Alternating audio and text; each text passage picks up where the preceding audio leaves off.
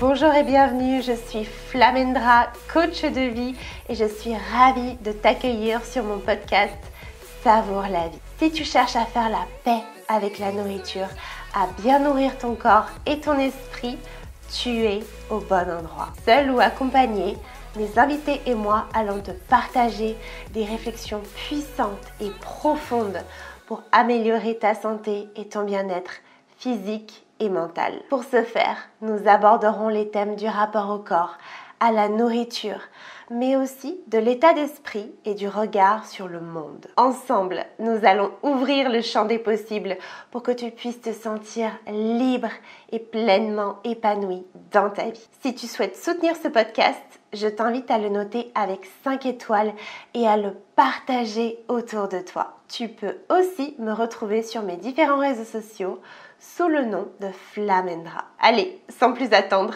c'est parti pour ce nouveau numéro. Bonjour et bienvenue dans un nouvel épisode de podcast. Donc aujourd'hui, je suis absolument ravie. Je suis avec Paul Pironnet. Donc Paul qui a été mon formateur en programmation neurolinguistique pendant plusieurs mois. Donc merci Paul d'avoir accepté mon invitation. C'est vraiment un honneur et je suis hyper contente qu'on puisse échanger. Donc là, l'idée, c'est d'échanger autour du thème de comment passer de l'indécision à l'action. Je vais y arriver. Et du coup, est-ce que tu pourrais te présenter pour les personnes qui ne te connaîtraient pas avant qu'on aborde le sujet? D'abord, je vais te remercier pour ce petit moment qu'on prend ensemble, parce que je pense que tout ce qui concerne effectivement la santé, l'alimentation, c'est un thème qui est tellement important pour beaucoup de gens. Donc, merci pour ce que tu fais dans ce sens. Et puis, j'ai eu beaucoup de plaisir à avancer évidemment avec toi à travers tout ce groupe là, qui suit cette formation en PNL. Alors, me concernant, hein, si j'avais à me présenter en quelques mots, donc moi, je suis un passionné du monde humain. Ça fait un peu plus de 35 ans maintenant que je forme et accompagne on va dire des dizaines, parfois des centaines de personnes tous les ans sur des cycles de formation principalement centrés sur la PNL, qui est un outil qui va permettre aux personnes, au fond, d'avancer dans leur vie, de devenir plus auteurs, acteurs, créateurs de leur vie, en jouant sur quelques grands leviers. Le premier, c'est la clarté de ce pourquoi nous existons, c'est-à-dire qu'est-ce qui nous anime profondément dans notre cœur, comment mettre en lumière, en quelque sorte, ces aspirations profondes. Deuxième axe important, c'est tout ce qui concerne la direction qu'on a envie de donner à notre vie, comment et vers quoi on a envie de tendre, quel projet nous anime, dans quel contexte, avec qui, etc. Donc on apprend à définir un peu plus précisément ce vers quoi on a envie d'aller, se développer, que ce soit sur le plan personnel ou professionnel. Et puis après, on va travailler sur le développement humain, c'est-à-dire son univers intérieur, à commencer par la qualité de son énergie intérieure et puis aussi de toutes les interactions qu'on va avoir. Donc, c'est apprendre à communiquer, à interagir de manière plus constructive avec l'environnement, notamment quand celui-ci vient un petit peu nous challenger. Parce qu'en fait, la plupart d'entre nous savons très bien quoi faire et comment le faire, mais quand on est confronté parfois à des difficultés, euh, par exemple la difficulté à passer à l'action, tu le mentionnais quelques minutes, comment faire en fait? Quelles sont les modalités que le cerveau, le système nerveux peut, euh, enfin, quelles sont ces modalités qui vont soit nous freiner, soit au contraire nous libérer parfois. Je trouve que c'est très intéressant de comprendre comment notre conscient, notre préconscient, notre inconscient, c'est un peu comme le cavalier et son cheval, comment, comment faire en sorte que ces deux mondes, en fait, le conscient et l'inconscient, on va dire de manière très générale, peuvent mieux fonctionner ensemble. Parce que ce qui mène notre vie, c'est pas ce qu'on a dans la tête, c'est ce qu'on vit intérieurement. Et parfois, il y a des écarts entre ce qu'on voudrait dans sa tête et puis ce qu'on fait réellement. Et ce que je trouve passionnant, c'est tout le travail de reconnexion, d'alliance en fait avec soi-même, avec ces différentes parties de nous-mêmes, pour justement faire en sorte que le cheval et le cavalier fonctionnent mieux ensemble.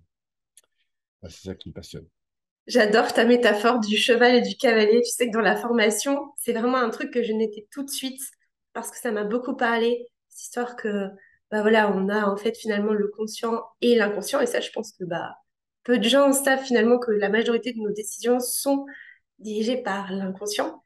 Mais Mm. que voilà, on peut, si on fait tout un travail de reconnexion à soi et d'ouverture aussi et de compréhension de comment l'humain fonctionne, comment notre cerveau fonctionne, comment cette belle machine-là, elle tourne, et ben, ça nous ouvre un champ des possibles absolument incroyable.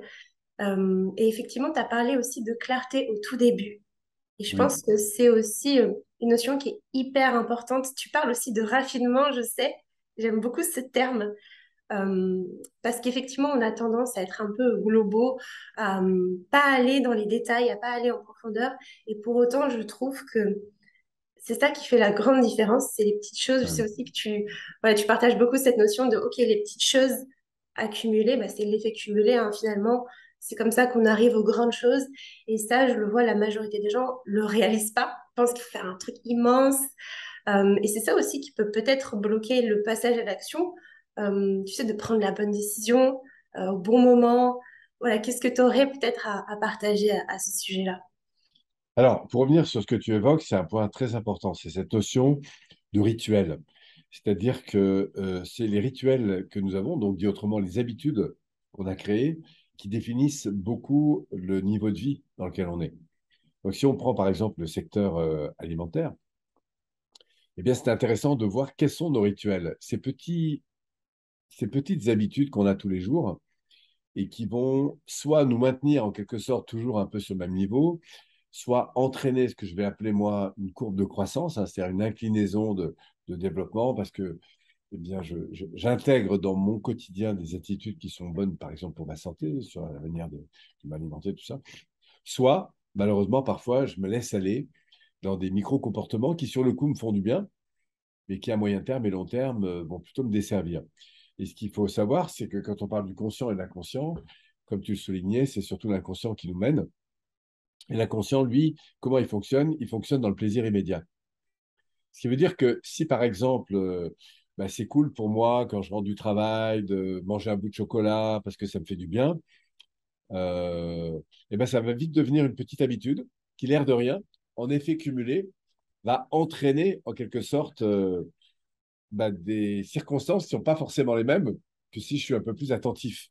Donc, pour moi, le point important, c'est toujours d'être attentif aux micro-comportements dans lesquels nous sommes. Et tu vois, quand j'observe une personne qui a du succès dans un domaine, quel qu'il soit, hein, que ce soit la santé, l'énergie, la manière de s'alimenter, la manière de faire du sport, sa relation de couple, sa relation à l'argent, sa relation à peu près à tous les domaines, ce sur quoi je vais porter mon attention, c'est quels sont ces micro-comportements. Comment la personne a l'habitude de fonctionner quand elle est à table, quand elle fait ses courses, etc. Et on s'aperçoit que dans ces micro-comportements, en fait, eh bien, tout s'explique. C'est-à-dire que les résultats qu'on a ou les problèmes qu'on a bah, se situent pas dans le résultat ou dans les problèmes. Ils se situent dans les comportements. Je m'explique. Si j'ai un problème si j'ai un problème alimentaire, le problème, c'est pas le problème alimentaire, c'est le comportement que j'ai qui entraîne ce problème-là. Tu vois, c'est un peu comme le problème d'argent. Si j'ai un problème d'argent, le problème, c'est pas mon manque d'argent, c'est le comportement que j'ai et qui fait que je me retrouve là. Donc, ce que je trouve toujours intéressant, c'est d'être attentif à ces micro-comportements qui, dans mon quotidien, vont définir en fait à quel niveau j'en suis, quel que soit le domaine. Et j'ai envie de dire, après, chacun est absolument libre. Moi, je suis pas du tout dans une vision d'être toujours à la performance, tout ça. La vraie question, c'est quelles sont les valeurs importantes qui sont les miennes? Qu'est-ce que j'ai envie de vivre? Qu'est-ce que j'ai envie de ressentir? Qu'est-ce que j'ai envie d'éprouver dans ma vie? Et au fond, est-ce que les comportements que j'ai sont au service des valeurs que je défends? Tu vois? Il est clair que si j'ai envie d'avoir de l'énergie dans ma vie, il y a plein de façons d'avoir de l'énergie. Mais c'est les rituels que j'ai dans mon quotidien qui vont conditionner mon niveau d'énergie. Voilà ce que je peux Totalement. dire comme ça. Ouais, et je rebondis sur cette notion de micro-comportement qui, selon moi, est vraiment pas assez mise en avant aujourd'hui. Oui. Je pense que les gens pensent que c'est des petits détails, que ça sert à rien. Et vraiment, j'étais comme ça aussi avant, avant de me former, avant de découvrir tout ça, de la puissance de l'effet cumulé, et que finalement, ces petits comportements, bah, ça crée notre identité aussi. Ça crée Absolument. qui l'on est.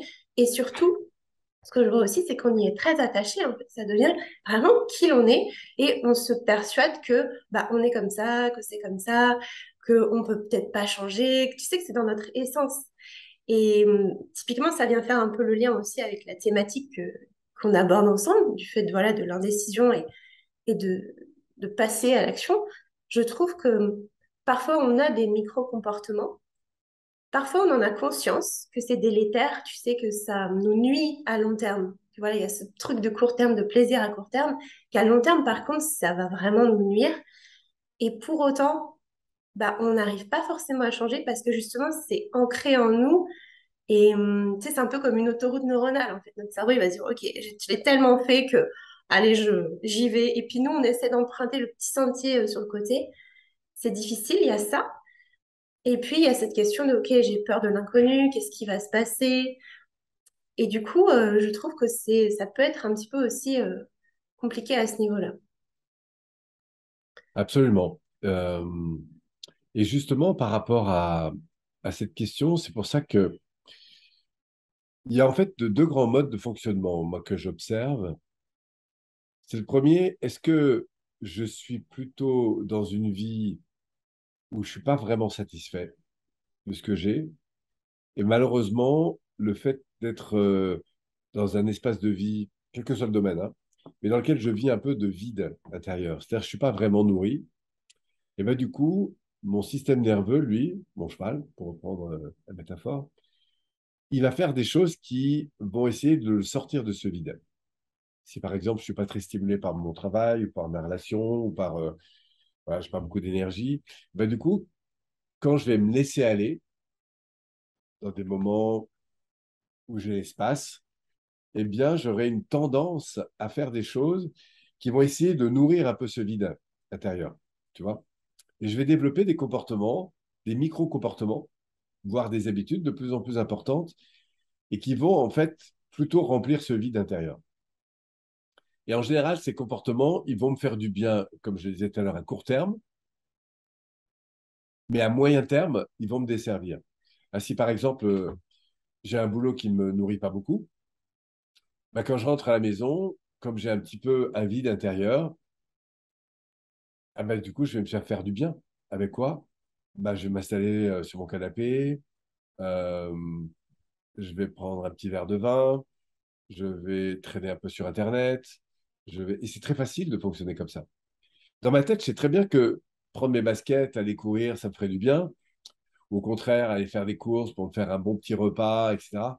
Mais bon, tu vois, c'est plus confortable de rien faire en fait, ou de me laisser aller, à manger un peu de chocolat, des pop-corn, ou je sais pas quoi d'autre, tu vois. Et une fois, de temps en temps, c'est jamais grave, c'est jamais embêtant. Là où ça devient embêtant, c'est quand l'habitude se crée de plus en plus. Et ça, du coup, ça va nuire à mon développement.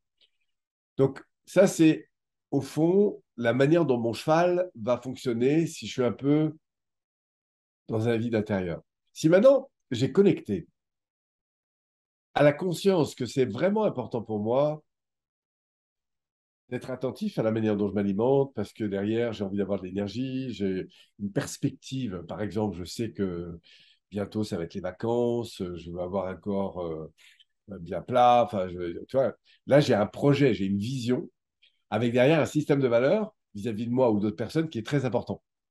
Et là, ce qui va se passer, c'est que il y a une association entre des valeurs importantes. Par exemple, j'ai envie d'avoir de l'énergie, j'ai envie d'avoir une bonne santé, j'ai envie d'être en forme. Et en plus de ça, j'ai un projet. J'ai un projet parce que j'ai l'envie de, je sais pas moi, sur un plan sportif, je sais pas, de faire un marathon, par exemple, dans 2 mois, où j'ai envie de monter sur le Mont Blanc, où j'ai envie de me retrouver sur les plages avec mes amis et me sentir en forme. Enfin, et là, comme il y a un système de valeurs et une vision, du coup, je suis plus dans un vide intérieur. Je suis porté par un système de valeurs. Et là, pour le coup, le système nerveux, il va être beaucoup plus motivé pour justement être attentif à la manière dont je vais faire en sorte d'être vraiment en forme dans 2 ou 3 mois. Ce qui fait que je vais sauter sur toutes les occasions qui vont me donner l'occasion justement de progresser dans ce domaine. Mais la grosse différence entre la version 1 et la version 2, c'est que dans un cas, je suis un peu dans un vide intérieur. et je subis un peu l'environnement. Et donc, du coup, bah, je cherche à remplir ce monde intérieur un peu comme je peux, ici et maintenant, parce que c'est comme ça que ça me fait du bien. Soit dans l'autre cas, je suis porté par un système de valeurs et une vision, et auquel cas, je suis beaucoup plus intérieur et beaucoup moins influencé finalement par le monde extérieur. Ce qui veut dire que si tu me proposes du chocolat, ben, je peux l'apprécier, mais si dans ma tête, c'est très important à ce moment-là que c'est pas l'heure de manger du chocolat, parce que bon, si on est 16h, 17h, c'est super, mais s'il est 21h, voilà, c'est pas forcément, parce que j'ai compris, j'ai un projet, et donc du coup, je suis beaucoup plus en vigilance à travers mes micro-comportements, en fonction, bien sûr, du système de valeurs que je veux défendre, mais surtout du projet qui va avec, tu vois. Oui. Et ce qui est très intéressant, c'est de voir que la mécanique de motivation, elle est au fond liée à ce grand principe. Est-ce que je suis porté par quelque chose ou est-ce que je suis plutôt dans un mode de vie où j'ai une tendance, parce que je ne suis pas tellement nourri, à de temps en temps me laisser aller et à me faire du bien, tu vois, avec des choses dont je sais très bien qu'à moyen terme et long terme, ça ne va pas forcément me faire du bien, tu vois.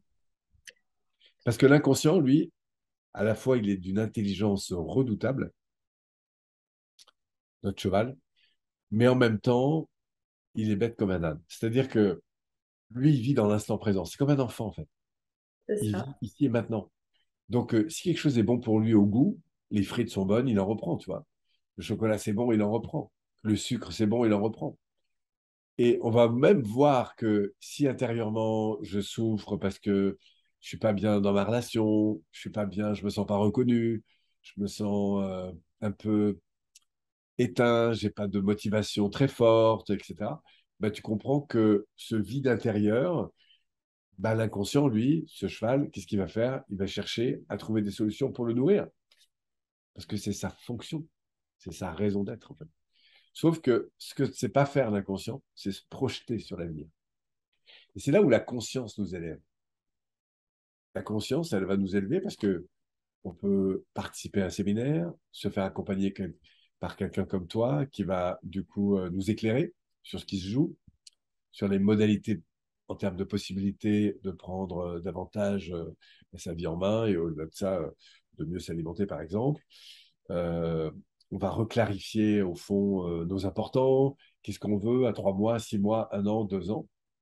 Et puis du coup, bah, porté par ce nouveau projet, bah, il y aura beaucoup plus évidemment de capacité, on va dire, à mobiliser pour se remotiver à faire des choses qui soient meilleures.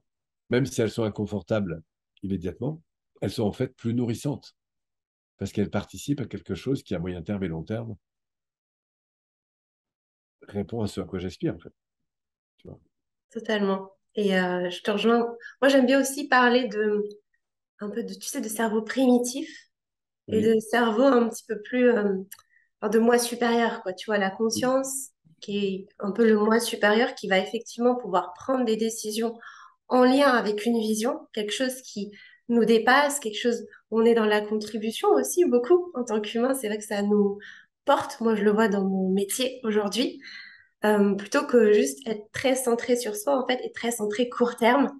absolument. Et effectivement, il y a une notion importante aussi à comprendre que tu as partagée, c'est que ça va impliquer des changements qui, au départ, vont être pas super agréables, mais moi, je dis souvent à mes coachés, c'est comme tout finalement. Quand, je sais pas, je vais apprendre le violon, bah, c'est un peu inconfortable et je sais pas jouer du jour au lendemain.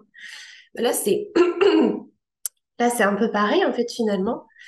Et oui, c'est ça, c'est comprendre aussi que finalement, si on veut changer quelque chose, si on veut peut-être sortir de ces micro-comportements qui nous sont néfastes, c'est aussi comprendre qu'il y a un nouveau niveau de conscience à Absolument. accéder, parce qu'on ne peut pas sortir d'un problème avec le même niveau de conscience et que souvent une aide extérieure est très utile et nous permet de voir des choses que nous, on n'a pas forcément vues sous un nouvel angle, pardon, et de nous mettre sur des pistes que nous-mêmes, on n'aurait pas forcément vues.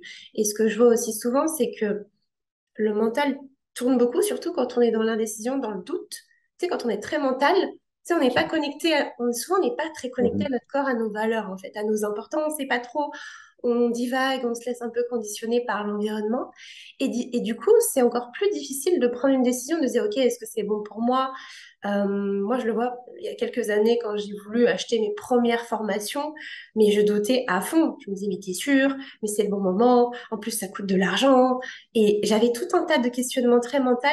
Et tu vois, j'étais pas du tout dans ce questionnement hyper puissant que tu as partagé de, OK, en fait, je sais ce qui est important pour moi, je suis connectée à mes valeurs. Je l'étais pas, en fait. J'avais besoin de m'y connecter, on va dire. Absolument.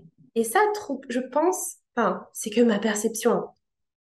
Mais beaucoup de gens, j'ai l'impression qu'ils sont déconnectés un peu de leur important, de leurs valeurs. Et en plus, aujourd'hui, dans la société, on est très, très vite conditionné. Il y a aussi, bah, on en parlait tout à l'heure en off, des momentum, tu vois. Donc, du coup, ça nous conditionne à nous comporter d'une certaine façon. On remet plus trop les choses en question. Et alors, c'est bien de remettre les choses en question, de douter, mais parfois, on doute beaucoup de soi.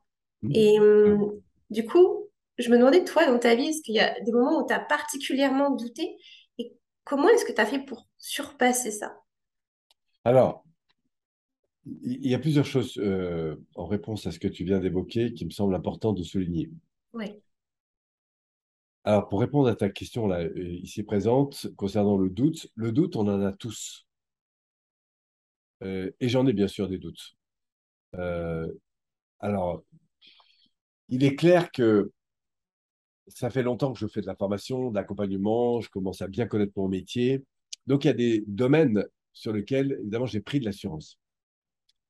Mais en fait, la réalité, c'est que on n'a jamais fini d'évoluer. On est tous en travaux. Et moi, autant que toi.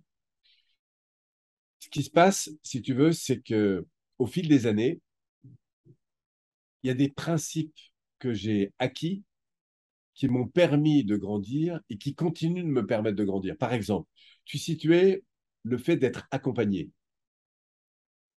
C'est super important ça. Parce que moi, je sais très bien, et pourtant, ça fait des années que je fais de l'accompagnement, mais je sais très bien que mon système nerveux, il fonctionne, comme tu l'as souligné, en fonction des références qu'il connaît.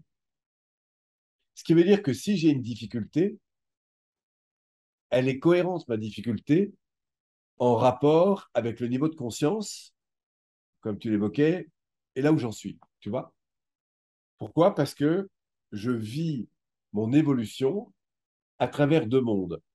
Il y a le monde intérieur qui est le mien, et il y a les situations que je rencontre au regard, par exemple, des projets qui sont les miens. Donc, je suis tous les jours confronté à des difficultés qui arrivent, et plus on progresse dans un domaine, plus les difficultés peuvent être importantes, en fait. Pourquoi? Parce que les enjeux sont différents. Moi, aujourd'hui, j'ai beaucoup évolué au fil des dernières années, enfin, on va dire des 10 ou 15 dernières années. Et quand je prends une décision, je prends des décisions qui ont des conséquences beaucoup plus importantes, que ce soit au regard des investissements que je vais faire dans un cadre ou dans un autre, etc. Et plus on progresse dans un domaine, c'est un peu pour reprendre la métaphore de la personne qui veut apprendre, je sais pas moi, le violon, plus elle va jouer, plus ça va être compliqué de continuer à évoluer.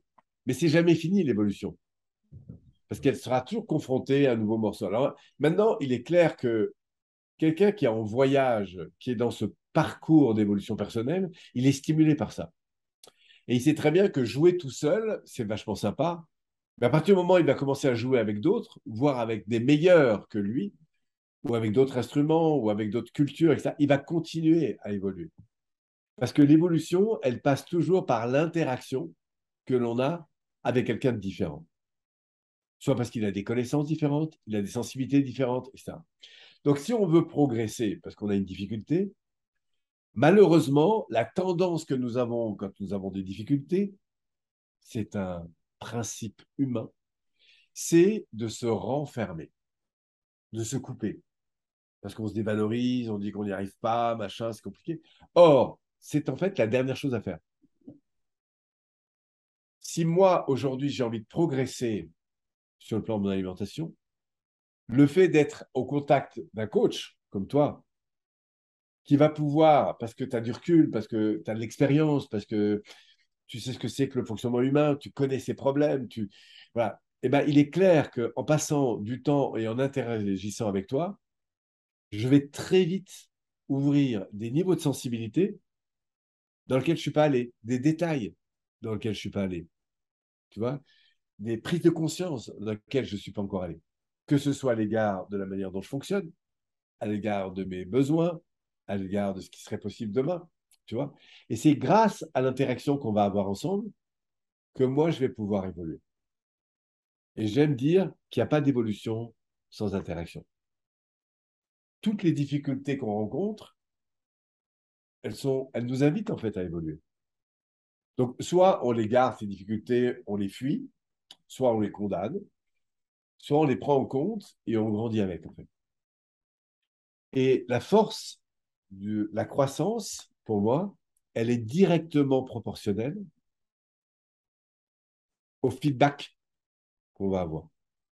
Donc, si j'ai envie de progresser demain dans la manière de m'alimenter, il faut que j'aille voir quelqu'un comme toi qui a cette expertise et avec qui je vais pouvoir parler de ce que je vis, de ce que je veux, de ce qui se passe pour moi, des difficultés qui sont les miennes. Et d'accueillir ces difficultés pas comme des défauts, en fait, en quoi que ce soit, mais comme des marches de progression. Et c'est là où le plaisir d'interagir dans l'idée de grandir devient extrêmement stimulant. Donc oui, j'ai des difficultés encore aujourd'hui sur plein de domaines. Il y en a beaucoup d'autres que j'ai affûtés, mais je me pose des questions, j'ai des doutes, je dois prendre des décisions dans certains secteurs. Alors, même si j'écoute de plus en plus ma boussole intérieure, c'est grâce à l'interaction que je peux avoir avec d'autres qui ont de l'expertise, qui ont... Et ce n'est pas forcément d'ailleurs des gens qui ont une expertise pointue. Ça peut être juste des personnes qui vont m'écouter, qui vont m'aider à me poser deux, trois bonnes questions, qui vont me parler de leur sensibilité. Ça ne veut pas dire que je vais suivre forcément leurs conseils, mais en les écoutant, en prenant en compte ce qu'ils me disent, moi, j'évolue sur ma propre façon d'être. Et puis, dans le lot, donc il y a des gens qui sont juste des personnes un peu bienveillantes, avec qui je sais que je peux tout dire parce qu'elles sont bienveillantes. C'est un peu comme des anges gardiens, tu vois. Et ça fait du bien de pouvoir parler à la fois de ses ambitions, de ses craintes, etc., avec des personnes qui ont un regard extrêmement positif. Tellement. Et puis après, j'ai des gens qui, eux, ont un talent un peu plus éveillé. Bon, moi, je suis entouré de beaucoup de professionnels qui sont dans le monde du coaching, tout ça. Et donc, du coup, qui n'hésiteront pas à me dire, tu sais, là, Polo, c'est quoi ton pas suivant, en fait, par rapport à ça? Et qui auront à cœur, parce qu'on se sera mis d'accord là-dessus, de me donner du feedback pour m'aider à progresser. Et puis, il y a des gens qui vont m'enseigner parce qu'ils ont une expertise, ils ont une connaissance, ils ont une sensibilité, ils ont, enfin bref, ils ont des données que moi, j'ai pas. Et qui vont du coup m'intéresser de connaître parce que ma conscience, grâce à eux, va évoluer. Puis à partir de là, bah, je vais pouvoir avancer. Enfin bref, il y a des gens qui vont m'inspirer.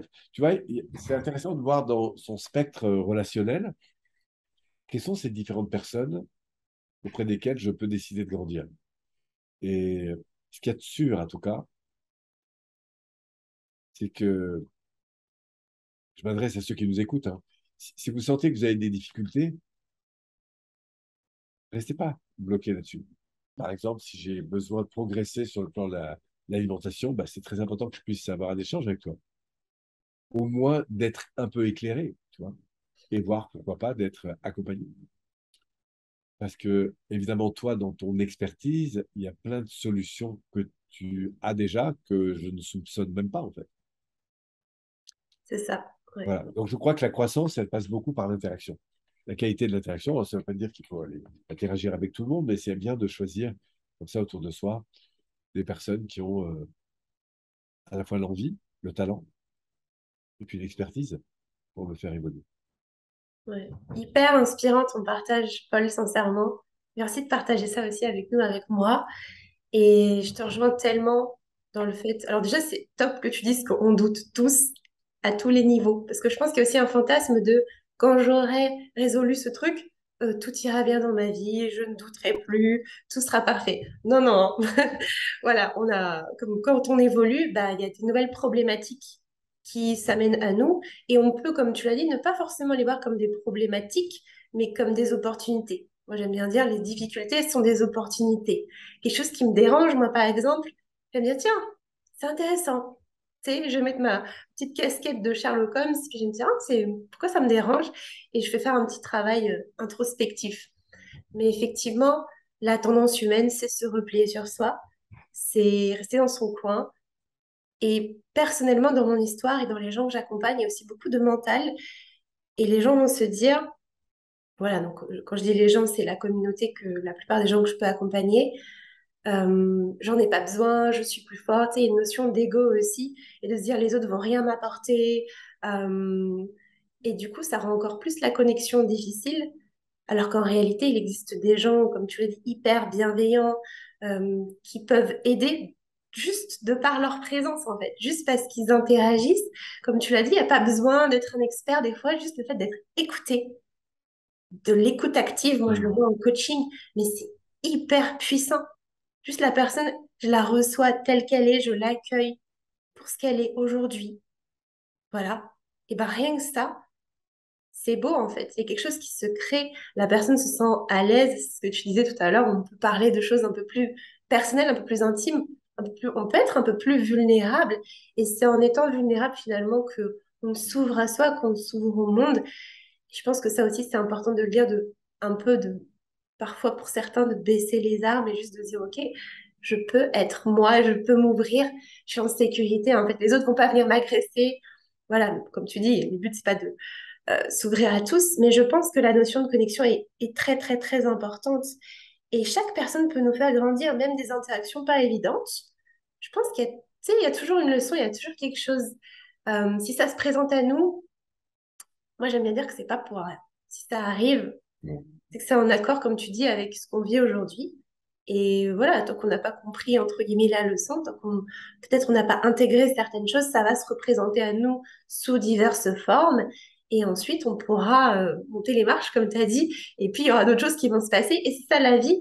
Et c'est chouette aussi quand tu as dit qu'on est tous en chantier, même toi, parce qu'on pourrait se dire, bah voilà, Paul Pironnet, c'est bon, il a tout fini. En fait, non, pas du tout. Et, et c'est ça aussi, on est des humains. Je pense qu'il faut se rappeler qu'on est des humains, qu'on a toujours à apprendre. Et moi, je kiffe apprendre, j'adore. Voilà, moi, je suis dans un processus évolutif. Je sais qu'aujourd'hui, j'ai clairement pas fini. Et c'est cool, en fait, j'ai pas envie de finir. Parce que j'ai envie d'évoluer, j'ai envie de découvrir de nouvelles choses. Mais ça demande, comme tu l'as dit, de s'ouvrir, en fait. De Mm. s'ouvrir et de peut-être de sortir de tu sais, de cette projection de peur, parce que la peur, c'est un peu souvent une illusion du futur, en fait. Il n'y a pas genre un ours qui va venir me manger. Souvent, c'est quelque chose qui va pas nous tuer, mais pour autant, on le perçoit comme quelque chose d'horrible. Sortir de ça et dire, et si c'était fun, et si c'était cool, et si j'allais apprendre, et si, en fait, waouh, ça allait m'apporter quelque chose sur du long terme, et pas voir juste C'est le là, côté. tu vois, c'est là que c'est intéressant d'apprendre justement comment fonctionne cette partie de nous-mêmes intérieure. C'est-à-dire cette partie, ce que j'appelle le cheval, hein, que je mets dans le cheval le conscient, le préconscient et l'inconscient, de revenir un peu sur le fonctionnement du conscient, préconscient et inconscient. Parce que apprendre à découvrir comment ça marche, ça nous donne énormément de pouvoir, en fait, sur notre vie. Ce que je mets dans le conscient, c'est ce sur quoi je focalise mon attention maintenant. Par exemple, je sais que aujourd'hui, je vais faire attention à la manière dont j'ai envie de m'alimenter. Par exemple, j'ai envie de manger des légumes frais, de la salade, des trucs comme ça.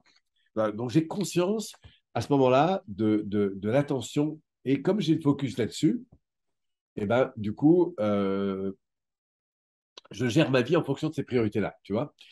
Après, on a le préconscient. Le préconscient, c'est toutes les habitudes que j'ai prises, que j'ai apprises. C'est ce que nous, on appelle dans notre jargon de la PNL la programmation. C'est toutes les habitudes qui ont été construites, que ce soit au niveau mental, émotionnel ou comportemental. C'est par exemple, tu me demandes combien font 2 fois 8 et je te dis 17, tu vas me dire, ben non, Polo, ça fait 16. Et tu n'as pas besoin de le recompter, tu le sais. Parce que c'est des choses que tu as apprises dans ta tête. Si par exemple, tu arrives à un feu et que le feu passe au vert, automatiquement, tu enclenches la première, plus toute une séquence de comportements. Pourquoi? Parce que tu as appris X entraîne une réaction Y, etc. Et donc, il y a des tas d'apprentissages qui ont été faits au niveau mental, au niveau émotionnel, Si par exemple, je sais pas moi, tu as peur des abeilles, dès que tu auras une abeille qui va être près de toi, hop, tu vas avoir une réaction, tu vois. Moi, j'adore le chocolat, donc quand je vois de la mousse au chocolat, j'ai une réaction immédiate, tu vois, qui est, ah, j'ai envie d'en prendre. Ça, c'est le cheval, tu vois, il fonctionne par des XY, comme ça, des apprentissages, des automatismes. Et puis après, on a aussi tous les automatismes en termes de comportement. Si je viens vers toi, que je te tends la main vers toi, tu vas me tendre la tienne parce que par réflexe, tu vas me dire bonjour sur ce mode-là, tu vois. Donc, ce qui est très important, c'est de comprendre que tous nos apprentissages sont de la programmation qui nous aide à faire les choses, à interagir dans notre quotidien d'une manière beaucoup plus pratique, plus facile, plus. Voilà. Si ce qu'on va faire, si on apprend le piano, au début c'est compliqué, et puis à force de jouer, on finit par gérer des paramètres de plus en plus nombreux en automatique. Ça veut dire que je sais que je veux jouer un morceau de musique et automatiquement, mon système nerveux le fait automatiquement. Et je suis capable même de faire après, avec beaucoup d'entraînement, des choses absolument dingues. Donc, le potentiel est illimité en termes d'apprentissage. Ce qui est intéressant de voir, c'est qu'il y a des apprentissages qui vont me servir, des automatismes qui vont me servir, parce que j'ai comme automatisme, par exemple, moi j'aime beaucoup le chocolat. Et j'ai eu une tendance, c'est moins vrai maintenant, mais à en manger un peu toute la journée. Je peux en manger le matin, le midi, le soir. Bon. Et puis, parce que je suis allé voir des gens comme toi, j'ai appris que le chocolat, c'est très bon pour le corps, pour des tas de raisons, mais qu'il y a des moments où c'est pas du tout intelligent de le manger. Tu manges du chocolat vers 16h, 17h, tout ça, c'est super. Si à 21h le soir, tu t'enfiles du chocolat, ça a des conséquences qui ne sont pas du tout les mêmes sur la santé. Donc ça, c'est de l'apprentissage, tu vois, c'est de la mise en conscience. Et après, il faut éduquer le système nerveux à ça. Et c'est là que s'il suffisait de savoir pour progresser, ce serait top. Tu vois, s'il suffisait de savoir les choses parce qu'on a lu un bouquin, parce qu'on a assisté à une conférence, parce qu'on a eu un coaching avec toi, ce serait top. Mais la réalité, c'est que savoir ne suffit pas. Comprendre pour changer ne suffit pas. Il faut que le cheval, dit autrement la partie émotionnelle, soit motivé pour ça. Et c'est là où l'adéquation du conscient, du préconscient et de l'inconscient devient intéressante. Exactement comme ce cavalier qui va apprendre à maîtriser son cheval. Et pour être en bonne relation avec son cheval, il faut développer une bonne relation avec le cheval. Pas une relation de culpabilité, de dévalorisation, etc. Donc, si à chaque fois que je mange du chocolat, je me culpabilise par la suite parce que j'en ai mangé trop, c'est comme si je disais à mon cheval, t'es nul, etc. Et c'est pas comme ça qu'on crée de la relation avec son cheval. Donc, ce qui est très intéressant, en avançant avec des coachs comme toi, par exemple, c'est que des personnes vont mieux comprendre comment maîtriser leur cheval, comment maîtriser leur système émotionnel. Et quand je dis maîtriser, c'est pas dans le sens contrôlant du terme, mais c'est dans le sens accueillant du terme.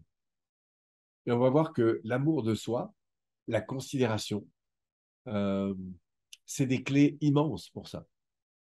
Et justement, quand tu parlais de doute, de peur, parfois de colère, de choses comme ça qu'on vit, on va voir que l'accueil de ces éléments, de ces ressentis, apprendre à se poser des bonnes questions pour aller écouter, au fond, sa sensibilité, c'est ce qu'on va appeler la vulnérabilité, c'est une voie royale, en fait, pour commencer à prendre en compte cette partie de nous-mêmes qui, au fond, n'aspire qu'à une chose, c'est être heureuse. Mais au lieu d'être dans le plaisir immédiat, on va lui permettre d'intégrer des conditionnements, des savoir-faire, des stratégies qui vont faire qu'à terme, la personne sera, moi j'aime dire, dans plus de liberté, plus de choix. Parce que si j'aspire à être plus libre et donc plus heureux, il y a une chose par laquelle il faut absolument passer, c'est la prise de responsabilité. Il n'y a pas de véritable liberté sans prise de responsabilité. La personne qui te dit, mais moi je suis libre, je mange ce que je veux, n'importe quoi, la réalité c'est que sur le coup, elle se sent libre parce qu'elle fait ce qu'elle veut. Mais en faisant ce qu'elle veut, et en général mobilisée par le désir, le plaisir immédiat, c'est pas quelque chose qui, à moyen terme et long terme, va la mettre dans beaucoup de liberté, de santé, d'énergie, etc. Quelqu'un qui a une bonne énergie après 45 ans, 50 ans, 60, etc., c'est la conséquence d'une prise en compte de sa santé qui est différente. Donc, moi, j'ai aucune critique à faire ou conseil à donner, j'ai juste l'envie d'interpeller les personnes sur la conscience de ce que ça veut dire qu'être en santé, à quoi elles aspirent en fait. Et si elles veulent progresser sur ce domaine-là, ben, c'est comme la musique, ça s'apprend. C'est comme apprendre à piloter une voiture, ça s'apprend. Parce que intuitivement, on fera en général des choses qui... Enfin, si on veut vraiment progresser, il y a beaucoup de choses qui sont un peu contre-intuitives. L'intuition, c'est super, ça sert énormément, ça apporte énormément de richesse. Mais malheureusement, l'intuition, elle est surtout bonne si je suis porté par quelque chose de puissant. Tu vois, si j'ai un système de valeurs qui est très fort, j'ai un projet de... Voilà, j'aspire à être en pleine santé parce que je suis animé par la quête de pleine santé. Il est fort à parier que mon intuition m'amène intrinsèquement à faire des choses qui sont bonnes pour moi. Si maintenant dans ma vie, je ne suis pas vraiment bien animé, j'ai plutôt des vides pour reprendre ce que j'évoquais au départ, eh bien, en général, mon intuition, elle pourrait franchement me desservir. Donc, l'intuition, c'est une intelligence incroyable qu'on a en arrière-plan, qui découle de notre grande sensibilité. Mais encore faut-il faire quelques réglages de départ pour que cette intuition se mette réellement au service de notre croissance. Et moi, ce que je crois, c'est que c'est comme pour devenir numéro un mondial, il faut bosser pour ça. Il y a des stratégies. Alors, je ne dis pas qu'il faut être numéro un mondial dans tous les domaines, mais que la qualité d'une santé, la qualité d'une relation dans un couple, la qualité de son rapport à l'argent, etc. Si je veux progresser, ça suppose de prendre des responsabilités. Pourquoi? Pour en général intégrer des comportements qui, comme je le répète, en général sont un peu inconfortables au départ, mais deviennent de plus en plus confortables. Alors après, ce qui est intéressant, c'est qu'on peut être extrêmement animé par la croissance. Le fait d'être accompagné par quelqu'un comme toi, de sentir que je progresse, de mettre en place des modalités, on va dire, de valorisation des progrès, tu vois, de célébration, parce qu'on sent qu'on avance, parce que c'est aussi extrêmement gratifiant de sentir qu'on progresse, de sentir qu'on avance. Et parfois même, au début, c'est un peu long, où on a du mal à commencer à voir les résultats, et puis tout d'un coup, paf, ça monte. Je discutais encore 3 jours avec quelqu'un, c'est un jeune comme ça qui marche, tu sais, sur les... C'est pas sur des films, mais c'est sur une... C'est comme un film, mais c'est un truc qui est souple comme ça. Il marche en équilibre dessus. En fait, tu vois de quoi je parle. J'ai oublié le nom de ce sport. Et le type, donc, il tend ces espèces de, de lanières comme ça a plus de 100 mètres entre deux points. Et c'est assez haut. Hein. Et il m'expliquait qu'au départ, quand il s'est lancé ce truc-là, il dit, bon, tiens, je vais essayer ce truc-là. Et en fait, il est tombé, tombé, tombé, retombé. Il n'arrivait pas à tenir sur cette espèce de corps. Et il n'a jamais cessé de continuer. Et combien de fois il a eu envie d'arrêter? Et puis un jour, il a commencé à tenir un peu plus. Il a fait 3, 4, 5, 6 pas. Puis après, il tombait. Puis il refaisait 3, 4, 5, 6 pas et il retombait. Et puis après, il y a eu encore un autre seuil. C'est qu'il est passé de 4, 5, 6 pas à 10 pas, à même la capacité de se retourner et à repartir dans l'autre sens. Et il me dit, tu vois, Polo, c'est des seuils en fait. Mais à chaque fois, je suis passé par cette phase où là, j'arriverai pas à aller plus loin. Et c'est à force de chuter, de remonter, de rechuter, de remonter, et de motiver au fond son cheval, hein, c'est-à-dire lui-même, en célébrant les moindres réussites. Et aujourd'hui, c'est un type qui fait capable de faire plus de 100 mètres en avant, en arrière, sur, enfin, sur une lanière, c'est incroyable. Et en plus, il monte sur des hauteurs qui sont assez importantes. Waouh. Et quand je vois faire ça, je me dis, mais incroyable qu'un être humain arrive à faire ça, en fait. Et Ouais, c'est la notre... puissance de la persévérance, finalement. Là, il s'est dit, OK, je tombe. C'est comme l'enfant qui tombe quand il apprend à marcher. Il n'est pas là à se dire, oh là là, qu'est-ce que les autres vont penser? Est-ce que j'y arrive? Il continue Absolument. parce qu'il le veut, qu'il sait qu'il peut y arriver au final.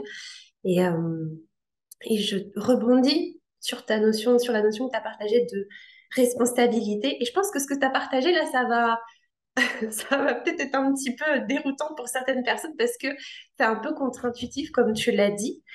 Et pour autant, effectivement, pour avoir cette liberté à laquelle beaucoup aspirent, c'est important de prendre ses responsabilités. Ça, tu vois, c'est typiquement contre-intuitif. On se dirait, bah non. Et en réalité, si on fait ce qu'on veut tout le temps, bah ça a un impact en fait.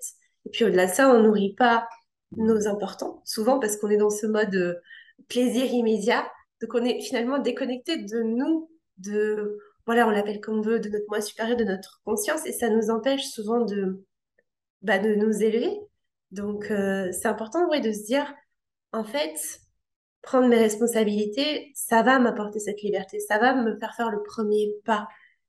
Et c'est aussi important aussi de se dire, c'est normal que je tombe, c'est normal que j'y arrive pas, comme l'exemple que tu as pris avec, je sais pas si c'est funambule, non, je sais pas si c'est ça le Oui, mot. c'est une forme de funambule, ouais.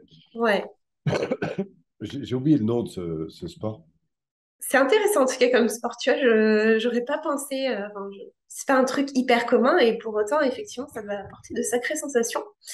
Et ouais, l'idée c'est ça, c'est de se dire, ben, j'y vais en fait. Et je sais qu'à long terme, mais là, il faut se connecter, comme tu l'as dit, à la vision. Parce que si on n'est pas motivé, si on ne célèbre pas aussi, moi je le vois, hein, par exemple, les personnes que j'accompagne, ben, il y a très vite ce truc de ah, tu vois, j'y arrive pas. Ça confirme ma croyance de toute façon, regarde, j'y arrive pas. Je dis non, non, avance, c'est juste des petits pas. Et souvent, comme tu l'as dit, ça prend du temps au départ. Et je trouve même que c'est bien. Tu sais, ça fait un peu comme une maison. Moi, j'aime bien dire, en fait, là, tu es en train de faire les fondations de ta maison. Donc, prends le temps, en fait. Prends le temps, tu mets bien la couche de ciment et tout. Comme ça, quand tu vas construire la structure qui sera propre à toi, le jour où il y a une tempête, où il y a un truc qui se passe, c'est solide. Que si tu Absolument. te dépêches de faire les fondations en mode oui, vite, vite, faut que je fasse vite le truc pour que ma maison soit hyper belle, et ben en fait, le premier coup de vent, tout s'effondre et tu dois tout refaire. Tout à fait. Et c'est contre-intuitif aussi de se dire en fait, ça va me demander, ne serait-ce que dans un accompagnement, moi, tu vois, je fais des accompagnements long terme parce que je sais que c'est puissant en fait. Je vois, les gens, ils sont très, bah, souvent les personnes aiment les choses court terme. Et pour autant, c'est ça la puissance de se dire, ok, là, je m'investis, je sais pas, 3, 6 mois, un an. Bon, voilà, je parle aussi de ma propre expérience. J'ai vraiment fait ça et je continue, hein, je me fais toujours accompagner par une coach parce que c'est important pour moi et je vois les effets. Euh, et en fait, ça transforme une vie. Ça transforme vraiment une vie. Et quand on transforme sa vie, on transforme la vie des autres. Moi, je pense à toi, Paul. Des fois, je me dis, mais si Paul, il n'avait pas fait tout ce travail, si Paul, il n'avait pas été au-delà de ses peurs, si Paul, il avait... Et ben, en fait, on ne serait pas là à discuter. Et ben, en fait, t'impacterais pas autant de gens. Et waouh! Et là, je me dis, en fait, ça me reconnecte à ma propre mission personnelle aussi. Tu vois, quand je vois des gens qui ont fait ça, je me dis, ok, t'es humaine, t'as tout, on a tout en nous, en fait. On a tout en nous. C'est important de se le rappeler et de connecter à des gens inspirants, tu vois, tels que toi, mais parfois ça peut être aussi des proches, ça peut être tout le monde, en fait. Tout le monde a quelque chose à apporter. Ouais. Donc, Là, tu touches quelque chose pour moi qui est très important et on peut finir un peu là-dessus, mais ouais, c'est la notion de mission de vie. C'est-à-dire que très souvent, on peut être confronté à des difficultés, encore une fois, que ce soit professionnel, dans le couple, à l'égard de sa santé, à l'égard de l'argent, à l'égard de tout ça. Et à un moment donné, on va prendre des responsabilités, c'est-à-dire d'aller intégrer les données qui vont nous permettre de grandir avec ça. Et c'est surtout pas dans l'isolement que ça va se faire, c'est évidemment dans l'interaction et notamment avec des personnes. Donc, il y a un moment donné où on prend la responsabilité de se dire, bon, allez, ça suffit. Maintenant, je décide que ce problème que je rencontre, qui est récurrent, plutôt que m'y habituer et euh, finalement aller vers une vie qui est moins satisfaisante avec ça, je vais en profiter pour en faire un élément de croissance. Du coup, je vais m'entourer d'abord d'une coach, éventuellement voilà, je peux aller faire un ou deux séminaires là-dessus. Enfin, voilà, je vais remettre, si tu veux, mon énergie pour reprendre des responsabilités et réengager à travers des connaissances, des savoir-faire, des stratégies, une nouvelle façon d'être, de vivre et de fonctionner autour de cette thématique. Du coup, je décide de grandir. Après ça, ce qui va être très important, c'est, je crois, d'être entouré de personnes qui ont la même quête. Et comment je vais retrouver des personnes qui ont la même quête? Bah parce qu'autour de toi, il y a des gens qui ont la même quête. Tu vois, en allant voir une professionnelle, bien sûr que moi, je vais avancer, mais j'ai aussi la possibilité de me connecter avec d'autres personnes qui, autour de ce même ou cette même professionnel, vont avoir la même quête. Et c'est très important que je puisse me mettre en dynamique collective. C'est vraiment un deuxième levier très important pour grandir. Si je prends l'histoire du mec qui marche sur son fil, ben, il est clair que s'il est entouré de potes qui ont la même ambition, c'est très motivant. Parce qu'il y a les jours où il chute, il y a des gens, il y a des jours où c'est lui qui avance, d'autres c'est. Bah, bref. Et ça, c'est très, très, très moteur. Et puis enfin, la dernière chose, c'est qu'une fois qu'on aura traversé cette problématique, qu'on aura grandi à travers cette problématique, eh ben, on aura à cœur d'aider d'autres personnes à faire la même chose. Et ça, c'est quelque chose qui deviendra évidemment de plus en plus fort pour les personnes. Et moi, je le vois à travers les parcours que les gens ont chez nous. Bah, très souvent, ils vont accueillir des problématiques de fond, ils vont transformer ces problématiques, et après, ils vont avoir à cœur d'accompagner d'autres personnes à eux-mêmes transformer ces problématiques. Et ça, c'est quelque chose qui est important parce que du coup, ça reconnecte à la mission de vie, finalement. Ce pourquoi nous sommes là, à ce qui nous anime. Voilà. Alors, c'est un peu général ce que je dis là, mais j'invite quand même chacun à méditer sur ces principes. Comment aujourd'hui prendre en compte une problématique, se faire aider, trouver des personnes qui évoluent avec moi autour de cette même thématique, et peu à peu de grandir avec, jusqu'à avoir envie d'accompagner d'autres personnes à transformer ce type de problème que moi j'ai connu. Et ça, je l'ai vu, je ne sais pas combien de fois. Je me doute bien, ouais, je me doute bien. Et je me sens concernée aussi, tu vois. C'est vrai, quand tu transcendes quelque chose, quand tu connectes à quelque chose de puissant, bah, notamment la programmation neurolinguistique, mais pas que. Moi, je sais que quand j'ai des révélations de vie, j'appelle ça comme ça, j'ai envie de transmettre. Moi, j'ai envie de me dire, waouh, en fait, ça va aider l'humanité à s'élever. En plus, aujourd'hui, je pense qu'on en a vraiment, vraiment besoin avec tout ce qui se passe.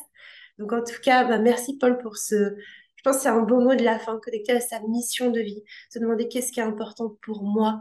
Vraiment se poser la question. Et s'il n'y a rien qui vient de creuser, ça c'est important. Et, et ouais, je pense que c'est vraiment un très beau mot de la fin. Donc, je te remercie immensément. Je sais pas si ça se dit, mais on va dire que ça se dit, du plus profond de À le mon dire. cœur. J'invite toutes les personnes à te suivre, à continuer à te suivre, et puis à voir même à approfondir encore leur accompagnement, parce que je pense que tu es une bonne personne pour les aider à progresser dans ce domaine. Merci Merci. beaucoup, Paul. On vous souhaite à tous une très belle journée et moi je vous dis à très bientôt dans un nouvel épisode du podcast Savoir la vie.